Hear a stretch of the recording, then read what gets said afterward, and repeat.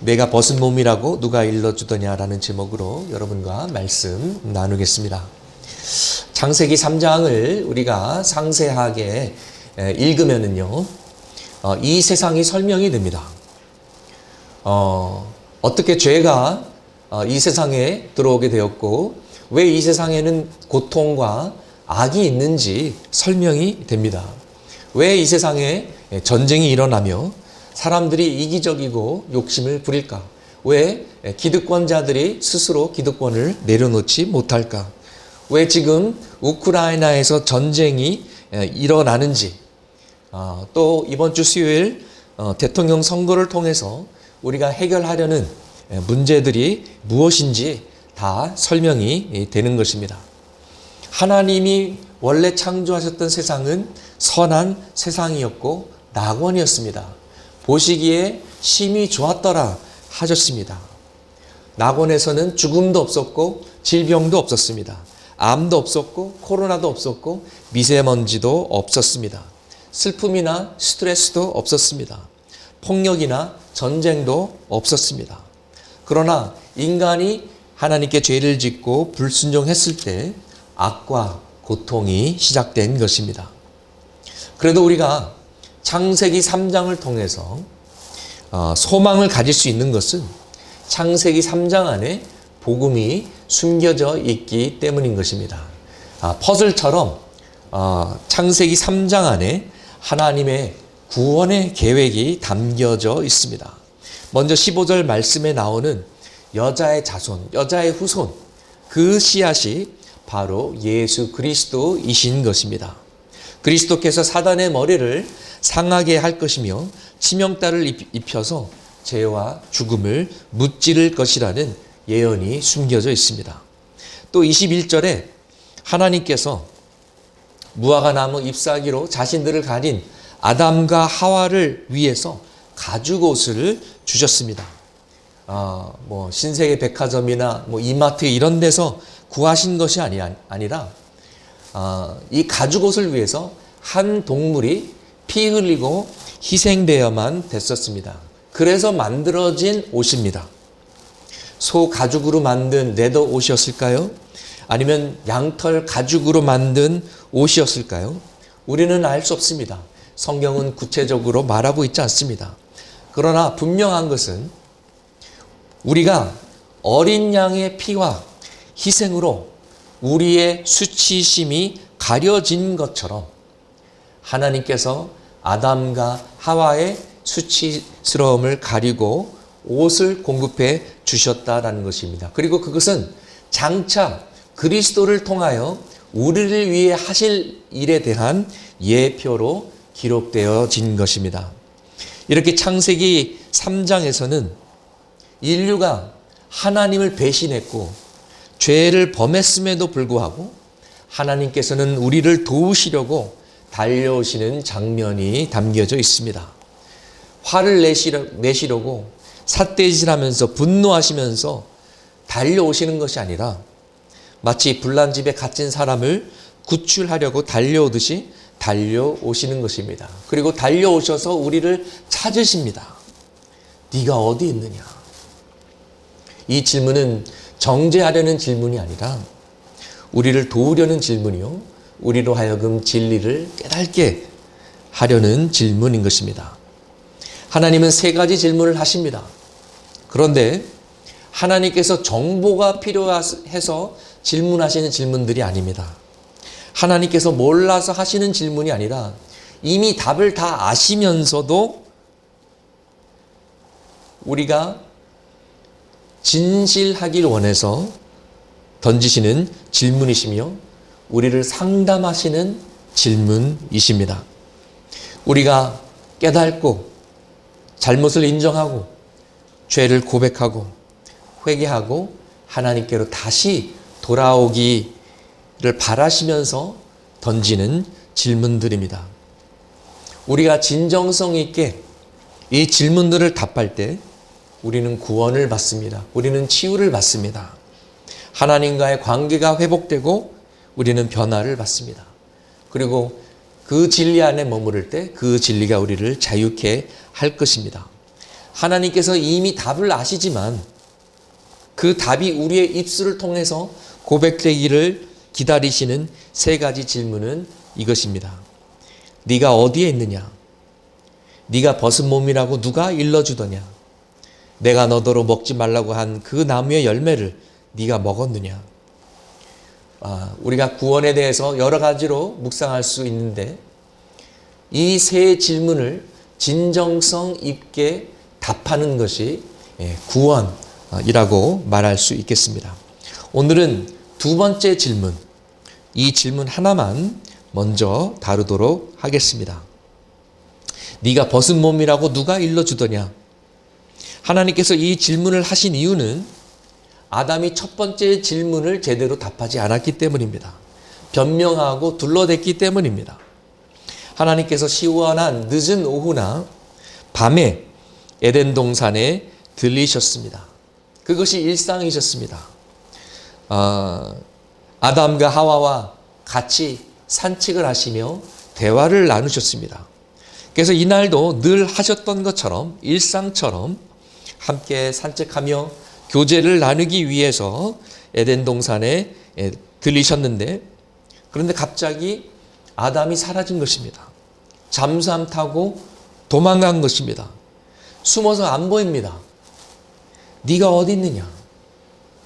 질문하십니다. 그 안에는 여러 가지 질문들이 포함되어 있습니다. 왜 숨었느냐? 왜 네가 내 눈을 똑바로 바라보지 못하고 왜 나를 피하며 도망치느냐? 뭐라도 찔리는 것이 있느냐? 그동안 무슨 일이 있었느냐? 하나님께서 회개할 기회를 주시는 것입니다. 그럼에도 아담은 핑계를 대고 둘러댑니다. 저는 벗은 몸인 것이 두려워서 숨었습니다. 근데 여러분, 아담은 태어나서부터 벗은 몸이었습니다. 어제도 벗은 몸이었고 그저께도 벗은 몸이었고 지난주에도 벗은 몸이었습니다. 그러나 아무 문제가 되지 않았었습니다. 그런데 왜 갑자기 벗었다고 해서 하나님을 피하고 도망갑니까? 도대체 무슨 일이 있었던 것입니까? 무슨 일이 있었길래 하나님께서 오셔서 아담아, 하와야, 우리 같이 산책 가자 하는데 갑자기 안 돼요. 저 빨가벗었어요. 왜 이렇게 호들갑을 떠는 것일까요? 네가 벗은 몸이라고 누가 일러주더냐? 창세기 2장 마지막 절 2장 25절에 남자와 그 아내가 둘 다 벌거벗고 있었으나 부끄러워하지 않았다. 전혀 문제가 되지 않았던 것이었습니다. 그런데 아담은 하나님의 첫 번째 질문에 회피하는 답을 주었습니다. 아담이 옷을 입었었는데 어느 날 갑자기 옷이 사라진 것이 아닙니다. 원래 옷이 없었습니다. 그리고 그것은 전혀 문제가 되지 않았습니다. 아담의 상황은 변하지 않았습니다. 아담이 변했습니다. 아담이 의식하고 인식하고 자각하게 된 것입니다. 아담과 하와의 눈이 열린 것입니다. 육신의 눈이 아닌 다른 의미에서 그들의 눈이 밝아졌던 것입니다. 이 새로운 인식, 특별히 죄에 대한 인식이 어디서 온 것일까요?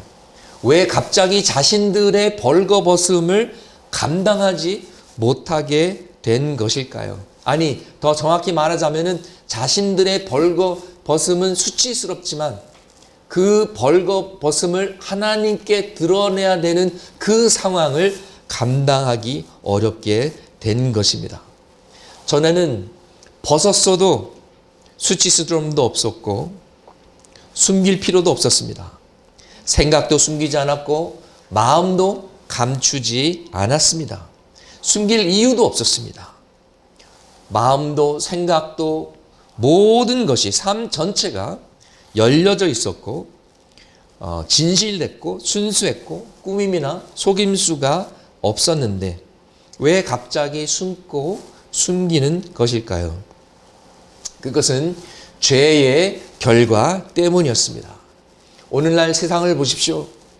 집집마다 현관문마다 비번이 있습니다. 비밀번호가 있고 아니면 자물쇠가 있고 문을 잠급니다. 사람과 사람 사이에 장벽이 생겼고 마스크를 씁니다. 가면을 씁니다. 그러나 낙원에서는 원래는 우리의 모습 그대로 보여주고 또 그대로 받아줬고 우리의 모든 것을 알렸고 그 모습 그대로 사랑받았던 때가 있었습니다. 우리의 연약한 모습을 보여줘도 안전했고 용납받았고 사랑받았던 것입니다. 그런데 죄로 인해서 그런 자신감, 확신이 사라졌습니다. 그 대신 두려움이 엄습하게 된 것입니다.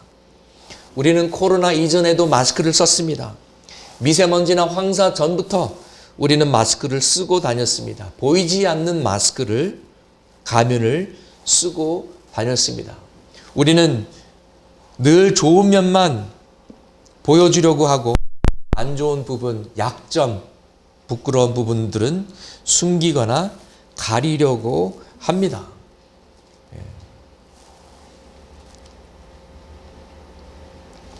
심지어 우리가 머리를 자르고 머리 스타일을 할 때도 우리의 얼굴 유형에 맞춰서 하지 않습니까? 저같이 얼굴이 동그란 사람은 조금 얼굴이 작게 보이려고 일부러 머리를 이렇게 양쪽으로 이렇게 가리기도 합니다. 셀피 사진 찍을 때 많은 사람들이 저랑 같이 사진 찍는 것을 좋아합니다. 왜냐하면 저의 얼굴 면적이 넓기 때문에 비교적으로 자기 얼굴이 작게 나오기 때문에 셀피 사진 찍으면서도 하나 둘 셋 하나 둘 셋 이게 도대체 뭐 하는 짓입니까?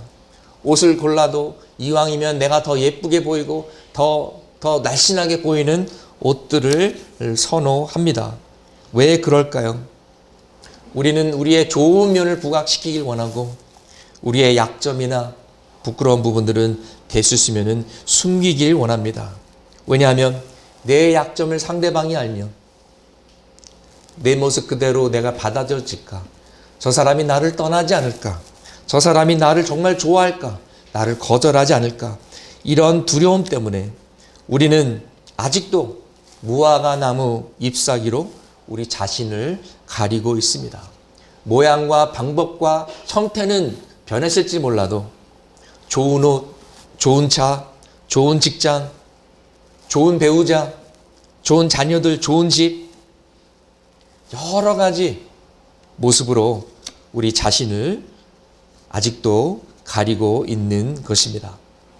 여러분 집에 최근에 바빠서 청소를 못 해놨는데 그래서 집이 어지러운데 갑자기 담임 목사님이 신방 오신다고 하면 여러분 어떻게 반응하시겠습니까? 안 돼요 목사님 다음에 오세요 라고 하든지 아니면 야 우리 2시간밖에 안 남았어 식구들 총동원해가지고 막 집을 뒤집으면서 대청소를 하겠죠. 우리는 이렇게 계속해서 마스크를 씁니다. 나무 뒤에 숨고 잎사귀로 숨기는 것입니다.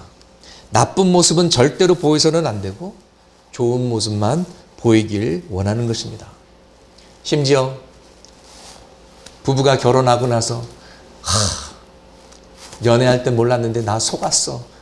서로 속았다고 합니다. 그런데 이 세상은 서로 속고 서로 속이는데 그 중에서도 가장 많이 속고 속이는 장소 중에 하나가 교회인 것 같습니다. 교회는 천사들만 모인 장소 아닌가요? 우리가 만나면 반갑게 인사를 합니다. 집사님 한 주간 동안 주 안에서 승리하셨습니까? 권사님 할렐루야. 그러나 이런 거룩한 가면 뒤에는 우리의 죄와 우리의 수치스러운 모습들이 여전히 있는 것입니다. 우리가 같은 교회를 10년을 같이 다녔어도 가면을 쓰고 마스크를 쓰고 다니면 서로 잘 모를 수가 있습니다. 우리가 우리 자신을 오픈하지 않으면 우리의 속마음을 털어놓지 않으면 목장 모임을 몇 년을 같이 해도 깊은 속마음은 모를 수 있다라는 것입니다. 그런데 깊은 나눔을 해보신 분들은 그 기쁨을 압니다. 생명의 코노니아를 맛보신 분들은 정말 그것을 통해서 얻는 기쁨과 자유가 무엇인지 압니다. 용기를 내어서 큰맘 먹고 민감한 문제지만 수치스러운 부분도 있지만 자신의 비밀과 속사정을 털어놨을 때 상대방이 오히려 정지하지 않고 나에게 이렇게 솔직히 마음을 열어줘서 고맙다고 하고 오히려 당신을 더 존경한다고 하고 나를 격려해주고 내 모습을 받아줬을 때 그 기쁨은 정말 말할 수 없는 것입니다. 아, 이 사람은 안전한 사람이구나.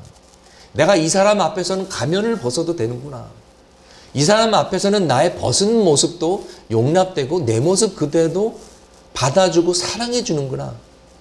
거기서 오는 기쁨과 거기서 오는 자유는 어마어마한 것입니다. 마치 잠시 동안 에덴 동산 낙원으로 돌아가서 거기서 누렸던 기쁨과 자유의 샘플을 맛보는 것과 같은 그런 체험인 것입니다.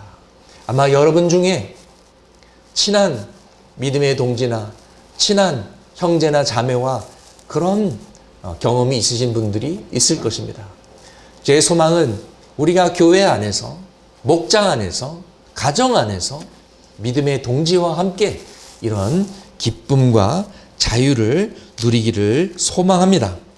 우리가 새 목장을 하면서 처음에는 쉽지 않겠지만 양파 껍질 하나씩 벗기듯이 우리가 조금씩 신뢰를 쌓아가고 사랑을 쌓아가면서 좀 더 이런 더 깊은 나눔을 체험하기를 소망합니다. 여러분, 서로의 벗은 몸을 본다는 것은 이건 웬만한 친밀한 관계가 아니면 불가능합니다. 예. 부부 사이나 돼야 뭐 볼 거 못 볼 거 다 보는 건 아닙니까? 예. 같은 맥락으로 그래서 오래된 친구가 편한 것입니다. 예. 불알 친구라고 그러잖아요. 예. 거시기까지 다 봤다라는 얘기죠. 예. 가면 쓸 필요가 없고 예. 이미 벗은 몸을 다 보았지만 이미 서로에 대해서 너무나도 잘 알고 있지만 서로 받아주고 친한 사이라는 것입니다. 이것이 진정한 친구입니다. 우리는 에덴 동산 낙원을 상실하면서 이 세상에서도 둘도 없는 친구를 상실한 것입니다. 또 이 세상에서 우리를 가장 사랑하는 아버지를 잃어버린 것입니다. 또 나를 가장 사랑하는 최고의 연인과 헤어진 것입니다. 그리고 구원은 그 아버지가 우리를 이 세상에서 가장 사랑하는 그 분이 친히 오셔서 우리를 구출하신 것입니다. 우리는 죄 때문에 더 이상 우리의 벌거벗은 모습으로 사랑받을 자신이 없는 것입니다. 그렇기 때문에 절대로 생얼로 밖에 나갈 수가 없고 벌거벗고 길거리를 누빌 수가 없습니다. 어떤 잎사귀든지 찾아서 가려야 합니다. 학창 시절에는 성적으로 승부하려고 합니다. 공부가 딸려서 공부로 쇼부를 못 보면 운동이라도 열심히 합니다. 아니면 몸매나 얼굴로 밉니다. 아니면 돈이라도 열심히 보고 아니면 친화력으로 친구들이라도 많이 사귀려고 합니다. 어떤 모습이든지 잎사귀가 있어야 됩니다. 때로는 좋은 일을 가지고 우리 자신을 커버하기도 합니다. 심지어 교회에 열심히 나와서 좋은 신앙심으로 우리의 수치심을 가리려고 합니다. 누가 도움을 요청하면 나는 항상 도와줘. 나는 착한 사람이야. 하나님 저 교회에 열심히 나오고 기도 열심히 하니까 제 기도만큼은 꼭 들어주셔야 돼요. 이런 식으로 우리는 사람들에게 잘 보이려고 하고 하나님에게 잘 보이려고 하고 성도들에게 잘 보이려고 하고 목사님께 잘 보이려고 합니다. 사람들에게 사랑받으려고 용납받으려고 애씁니다. 왜 우리는 계속해서 나무 뒤에 숨으려고 할까요? 왜 계속해서 잎사귀로 우리 자신을 가리려고 할까요? 죄에서 오는 수치심과 두려움과 죄책감 때문입니다. 우리는 하나님의 거룩하신 눈동자가 우리의 벌거벗은 모습을 보고 계시는 것을 감당할 수가 없는 것입니다. 히브리서 4장 13절 말씀 함께 읽어보시겠습니다. 하나님 앞에는 아무 피조물도 숨겨진 것이 없고 모든 것이 그의 눈앞에 벌거숭이로 드러나 있습니다. 우리는 그의 앞에 모든 것을 드러내 놓아야 합니다. 하나님 앞에 숨길 수 있는 것이 아무것도 없고 하나님 앞에 벌거벗은 모습으로 우리가 나타내기 때문에 그것이 너무나도 부담스럽고 감당이 되지 않는 것입니다. 아담과 하와가 하나님 앞에 떳떳이 나타나지 못한 것은 죄로 인해 의로움을 상실했기 때문입니다. 구원은 우리가 아무리 잎사귀로 가려도 가릴 수 없는 우리의 수치심을 하나님의 의로 가리는 것입니다. 하나님께서 아담과 하와에게 가죽 옷을 주셨듯이 그리스도 예수를 통해서 의의 옷을 우리에게 입혀 주신 것입니다. 십자가 보혈로 우리의 죄악과 수치심을 씻어내는 것입니다. 우리는 죄로 인해 하나님께서 우리에게 주신 영광을 상실했습니다. 구원은 하나님의 영광을 받는 것이요, 영광에서 영광으로 변해가는 것입니다. 그리고 결국 하나님의 영광에 영원히 동참하는 것입니다. 죄인이 거룩하신 하나님의 얼굴을 똑바로 쳐다볼 수 없는 것은 우리에게 영광이 없기 때문입니다. 우리가 영광을 상실했기 때문입니다. 그래서 모세도 하나님의 얼굴을, 하나님의 영광을 똑바로 쳐다볼 수가 없었습니다. 그러나 그리스도 예수를 통해서 영광을 받은 우리는 영광에서 영광으로 변화되며, 영광에서 영광으로 변화된다는 것이 무엇일까? 여러분, 지금 우리 실내 안에 있는 빛에서 창문을 열고 더 밝은 햇빛이 들어오면 더 밝아지지 않습니까? 햇빛보다 더 밝은 하나님의 영광의 빛을 바라보면 더 밝아지지 않겠습니까? 우리가 그리스도 예수를 통해서 영광을 받았고 그 영광에서 더 큰 영광으로 변화되고 있으며 영광의 주님께서 오시면 영원한 영광 속에 우리가 머무게 될 것입니다. 할렐루야. 예. 그런데 우리는 아직 하나님의 영광을 온전히 100% 바라볼 수 없습니다. 우리가 부활해서 부활의 몸, 영광의 몸, 죄 없는 이 육신을 벗고 영광의 몸을 받았을 때 그때 온전히 영광의 주님을 영접하게 될 것입니다. 우리가 복음 때문에, 하나님의 은혜 때문에 두려움 없이, 수치심 없이, 죄책감 없이 하나님의 영광 앞에 설 수 있게 된 것입니다. 복음 때문에 하나님의 심판대 앞에 설 수 있는 자신감이 생긴 것입니다. 하나님의 은혜로 감히 아버지의 보좌 앞에 나갈 수 있게 된 것입니다. 담대히 구할 수 있는 용기가 생긴 것입니다. 또 그리스도의 사랑으로 말미암아 우리가 두려움을 극복하고 서로에게 자신의 마음을 열 수 있게 된 것입니다. 우리의 마음을 열고 정말 깊은 것들을 나누고 사랑하고 격려하는 것이 진정한 자유이자 기쁨입니다. 김양재 목사님은 이것을 목욕탕 목회라고 말씀하시더라고요. 목욕탕 목회. 목욕탕에 가면은 서로 다 옷을 벗고 탕으로 들어가는 것처럼 서로의 가면을 벗고 목욕탕 들어가듯이 하나씩 훌훌 벗어 버리는 것이죠. 저는 미국에서 오랫동안 생활했기 때문에 34년 외국에서 살다가 한국에 와서 사우나를 가니까 처음에는 그 남탕 들어가는데 굉장히 어색하더라고요. 쑥스럽더라고요. 근데 솔직히 쑥스러운 사람은 나 혼자고 다른 사람들은 신경도 안 쓰는데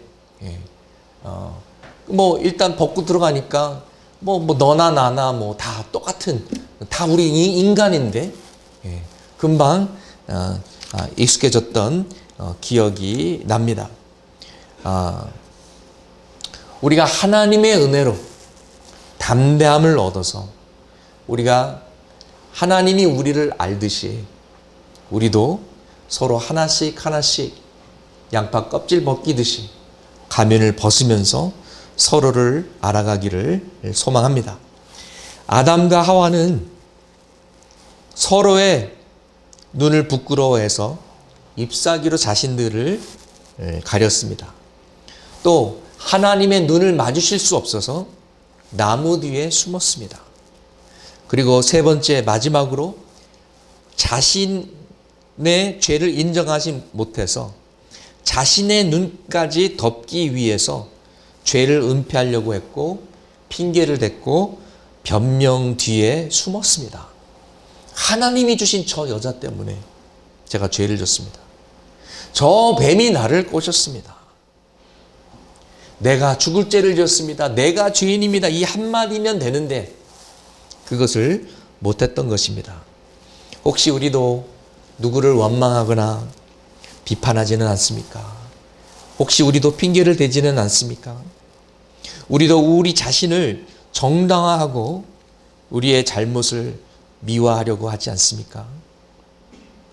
그런 우리에게 하나님께서는 더 이상 나무 뒤에 숨지 말라고 말씀하십니다. 그리스도의 십자가 뒤에 숨으라고 말씀하십니다.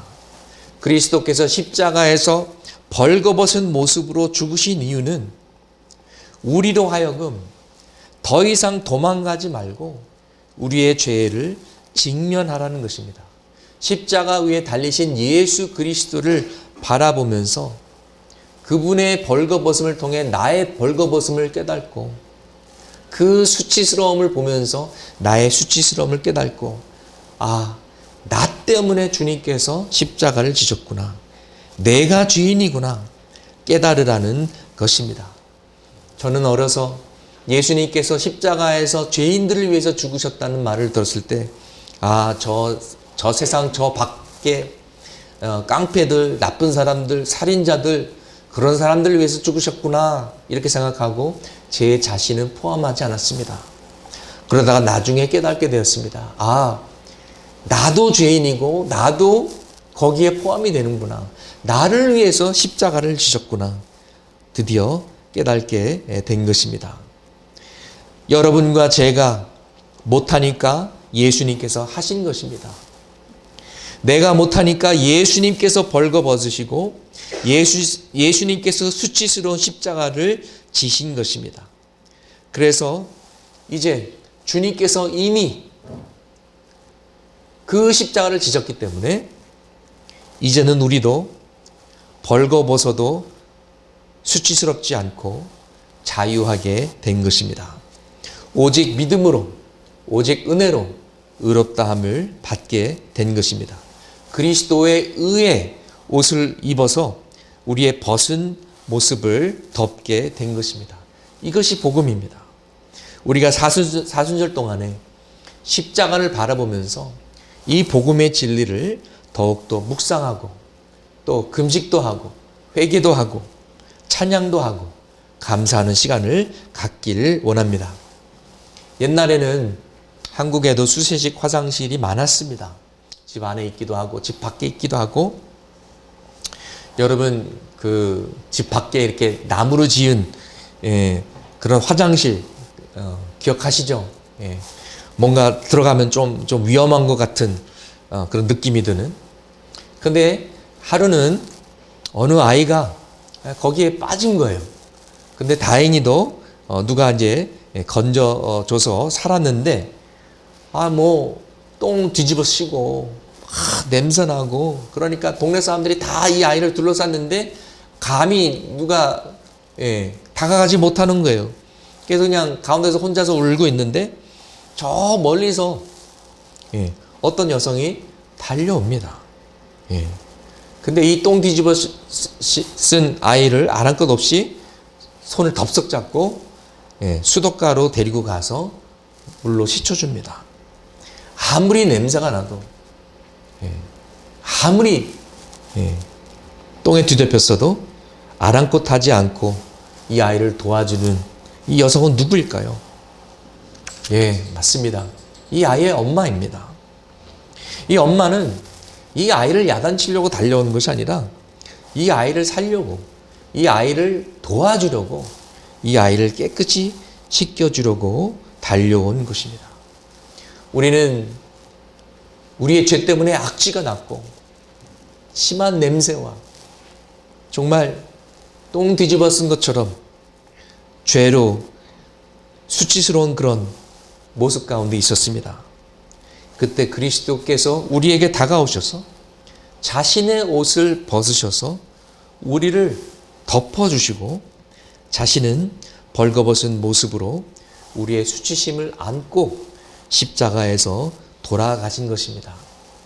웬 말인가 날 위하여 주 돌아가셨나. 이 벌레 같은 날 위해 큰 해 받으셨나.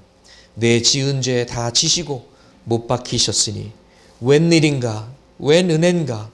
그 사랑 크셔라. 늘 울어도 눈물로써 못 갚을 줄 알아. 몸밖에 드릴 것 없어 이 몸 바칩니다. 아멘.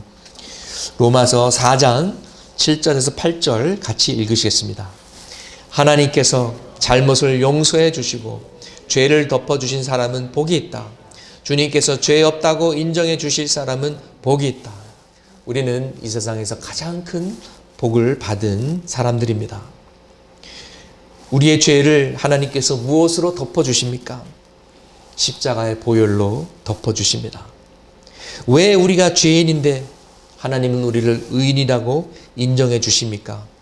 예수님의 십자가 희생 때문입니다. 예수님께서 십자가를 지시고 갈보리 산으로 올라가시는데 길가에 여인들이 울고 있습니다. 예수님을 사랑하고 따랐던 여인들이 슬피 웁니다. 또 그 중에서는 예수님을 잘 모르지만은 30대 초반의 젊은 청년이 억울하게 죽는 그 모습을 보고 아이고 불쌍해라 우는 여인도 있었을 것입니다.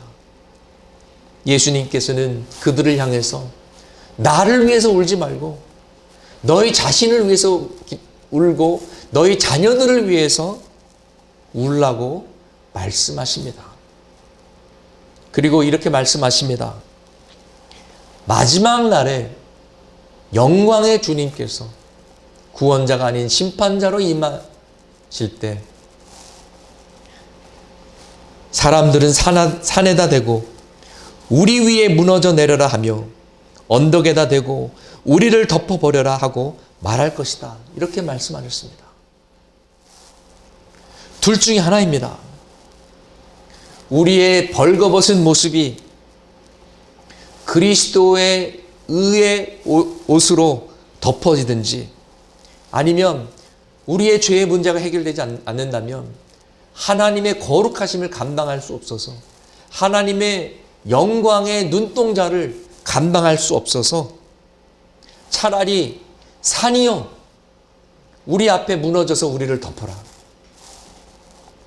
언덕이여 산사태가 나서 우리를 쓸어버려라. 이렇게 외칠 수밖에 없는 것입니다. 마지막 날, 심판의 날, 그 두려운 날 우리가 하나님의 거룩하심과 하나님의 영광을 감당하려면 우리가 그리스도의 의로 옷 입혀져서 주님과의 관계가 회복되어야만 하는 것입니다.